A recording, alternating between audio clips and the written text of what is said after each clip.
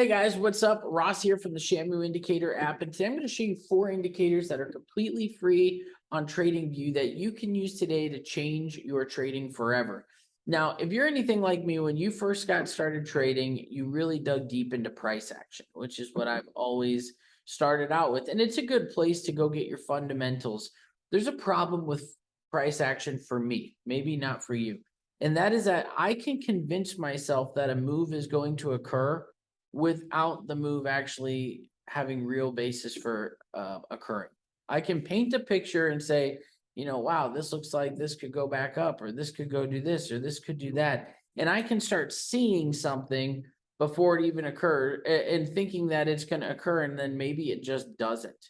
So, like, for instance, let's say you were to look at this and you were to take this and you were to say, well, even though I think we're in a bearish stock, I think that maybe it's possible that we could end up going back up for a little bit and then it could come back down.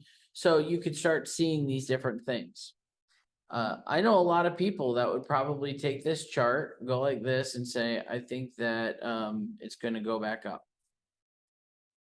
But that's how I used to trade when I would lose a lot, because you only get so much context. There's a lot more going on behind the scenes that we don't just see easily through price action. Volume, volatility, things such as that. So I like to throw indicators on that help me to be able to see what's happening at a deeper level at a glance. So the first one that I'm going to throw up here is I'm going to throw up our Bollinger Bands, which are Bollinger Bands give us a deviation to the upside and to the low side based off of this mean, this moving average, which I have this set to a 20-day rolling. That's what I prefer to use. And if you look, oftentimes when you get into this Bollinger Band, you reach one end of it here. When you cut through and you break through that center line, a lot of times you'll go through to the other side. And that's how people trade. I don't trade Bollinger Bands on their own. I only use them for one purpose personally, and that is to find these squeeze positions like this. Because typically when you see these positions like this right here, you see how they get real skinny and narrow? Usually that happens before a breakout is about to occur, this right here.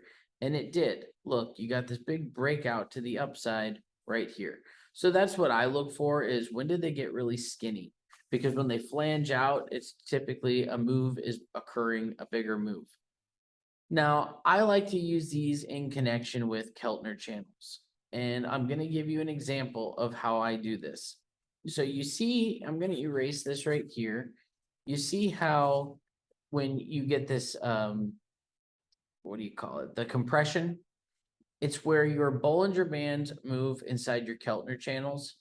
Right here would be a good time, if you are using something like a momentum indicator, to look and say, okay, we have bullish momentum and our Keltner channel busted through the bottom of this. So that's a good chance that we're going up. And sure enough, you have this massive move to the upside. So we don't do it just based off the fact that the bottom one breaks through. Now, if this Keltner channel were to break through the top, it would be a sign that we're going down. This chance here, it actually looked like it's going up. We use that not on its own, but we use that in indication with, for instance, our momentum indicator, and we can see, yes, we have this upside move that occurred. We've got another video that we did on this already, but we're just going to show another one here. Here you've got compression that goes on. Your Keltner channel busts through the downside here. Ooh, you got bearish momentum. So you'd place your put debit spreads right here, and you could take that from $78 down to 72 bucks. That's a good move. That's a good move. Once again, you have this compression that occurred right here. You busted through right here. You had bearish momentum. You would have had to wait a few days for this move to occur, but your move would have gone from $91 down to $79. So you have this nice move that breaks out here. Look, anytime you have these big breakouts, you typically get this compression that occurs. Your blue lines fall within your yellow, which is your Bollinger Bands falling within your Keltner. This bust up through and boom. And you do that in connection with this. Now, go back to the original view that we had where we said that, hey, this looks like this thing is gonna go up, and it could temporarily, but now I'm gonna put it on the week chart here, where once again, even on the week chart, it would be easy to draw. Let's take some lines off here, and now you've seen the accuracy that we have in you've seen the accuracy that we've been able to show with what our indicator did. And many people would be scared to take a move to the downside on this because they might not think there's enough room for it to play right here. I would be willing to bet my bottom teeth, and I'm telling you right now, I'd look pretty funny with it. These are sloppy freaking lines. I'd look pretty funny without my bottom teeth that this here actually busts through this line, and I'll show you why. And even if it didn't, it's a good, we're looking on the weekly chart here, we can see this looks different. This does not look like a bullish move. This looks like it could actually be a deeper bearish move. And if we throw our Keltner channels up and we throw our Bollinger Bands on, look at this. You have compression, these came through, and now your Bollinger Band, your Keltner channel just busted through there. You have got right here, bearish momentum, 3 candles. I might take this trade in the morning because this here looks like this thing's going to drop. So then what you do is you take your Fibonacci retracement tool and you go back before the compression occurred, which would have been about right here.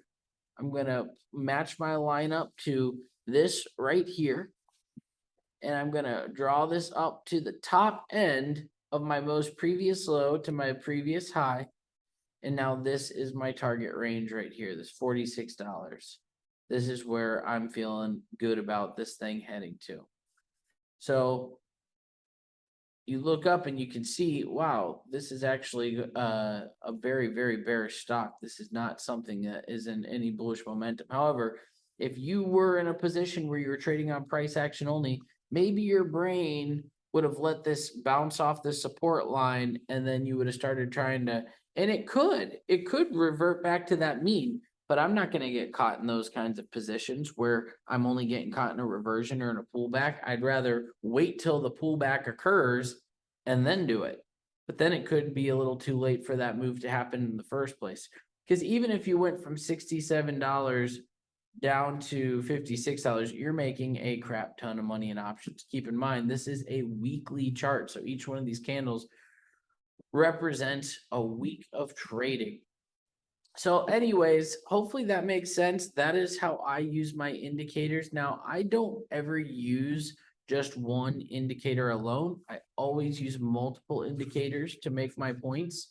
And when you look at the RSI, this is another one that I use a lot in conjunction. Sometimes I'll use it to cancel out certain trades. So I'll give you an example. Let's see if we can find an example of where we would use the RSI to cancel out a specific trade that might have occurred that we might have been looking at here. It's going to probably be easier to find an example on the day chart because you get a lot more volatility in these areas. Okay. No, not a good example. I guess the way that I would use it is if I was being shown that there's going to be a big breakout move to the upside, like right here, but yet my RSI is already over 70, even though this one actually occurred, I would have not taken it. And the reason for that is because it's too easy to get faked out. It's possible that because of all of this momentum here, maybe I would have taken it. But usually if I see, and this is why I'd rather not take a trade and be sure rather than take a trade and not be sure, that if I see that I'm in an overvalued position and we're getting bullish symbols, I'm typically not that interested in taking it. That's just the reality of it. because it's too easy to lose money getting caught in the other direction. The only caveat to that would be is if you're in a stock like where the trend is bullish, because you're going to end up like this. Like this year, it was bullish. So I might be okay taking it like that. But if we were getting sell signals on this here and we were already undersold, then I for sure wouldn't have taken it. Because then you have too much of a confliction. Anyways, I hope this has been interesting for you. If you're interested in learning more about how we trade, we send alerts, 3 to 5 alerts a week. We have about an 85% win rate at this moment. Doesn't guarantee future positions. But if that is the case and you're interested in trading with us, then click the link below and sign up. Hope to see you in there.